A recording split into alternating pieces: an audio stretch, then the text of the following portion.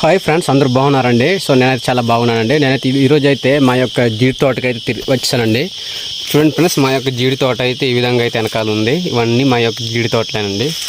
ఈ యొక్క చూస్తే కాయ అయితే ఇది పండు అనేది. సో ఇది ఖర్జూరపు పనస పండు అనేది. ఇదైతే ప్రస్తుతానికి కాయలు ఉన్నాయి, చెట్లు అయితే కాయలు అయితే ఉన్నాయి, పైన ఉన్నాయి కానీ కనిపించట్లేదు. ఇది చూడండి, ఇది ఖర్జూరపు పండు అండి ఇది. సో ఇక్కడ మనం చాలా రోజుల నుంచి, కొద్ది రోజుల నుంచి అయితే ఇక్కడ వర్షాలు పడడం వల్ల మా యొక్క జీడి తోటలో అనేది చాలా అంటే చాలా పిక్కలు అయితే కింద పడి ఉన్నాయి. సో అది విత్తనాలుగా మారి వాటిని ఎలాగుందో మీకైతే చూపిస్తాను. ఈ యొక్క జీడి పిక్కలు చూస్తారా, ఈ యొక్క విత్తనాలుగా విధంగా అయితే మొలకెత్తాయండి. వీటిని చూడండి, మనం ఎక్కడో చూసినట్టు కనిపించినా కూడా ఇది మా యొక్క జీడి తోటలోనే అయితే కనిపిస్తాయి తరచుగా. మనం తినే జీడిపప్పు అయితే చూడండి, చాలా గ్రీన్ కలర్ లాగా అయితే ఉంది. ఇది నాకు తెలిసి ఇది 2-3-4 రోజులు అయితే అయింది అనుకుంటాను ఇది యొక్క విత్తనం అనేది. సో ఈ విధంగా అయితే మొలకెత్తాయి. ఈ పప్పునని మా యొక్క గిరిజనుల కూరగా అయితే వండుకొని తినవచ్చండి.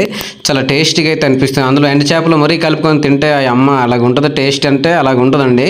సో ఈ విధంగా నేనైతే పట్టుకొని వచ్చాను. ఇదైతే కొద్దిగా పెద్ద అయింది. దాని పప్పు చూడండి ఇంకా అలాగే ఉందండి. సో దీన్ని నేను రుచి ఎలాగుంది నేను తినేసిన తర్వాత చూపిస్తాను మీకు ఎలాగుందనేసి. సో ప్రస్తుతానికి అయితే నేనైతే ఈ విధంగా అయితే తిన్నాను. సో కొద్దిగా నసలాగా అయితే అనిపించింది, బట్ కానీ ఓకే పర్లేదు. ఎక్కువ తినేయకూడదండి, ఎందుకంటే నస అనేది ఉంటుంది దాంట్లో అనేది. మనం వండుకొని తింటే ఇంకా చాలా బాగుంటుంది, కానీ పచ్చిగా అయితే ఈ విధంగా తినకూడదండి. సో ఫైనల్గా అయితే నేనైతే సూపర్ అనే చెప్తానండి.